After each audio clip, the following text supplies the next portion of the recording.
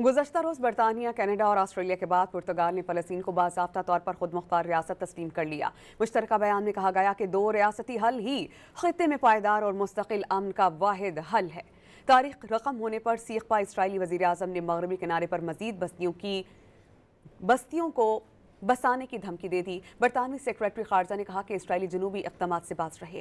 गजा के मजलूम फ़लस्तीनियों के लहू से दुनिया का नक्शा बदल गया। बरतानिया, कनाडा, ऑस्ट्रेलिया और पुर्तगाल ने फ़लस्तीन को बाज़ाब्ता तौर पर आज़ाद खुद मुख्तार रियासत तस्लीम कर लिया। चारों ममालिक ने मशरिक़ वस्ता में अमन के लिए 2 रियासती हल नागुज़ीर करार दे दिया।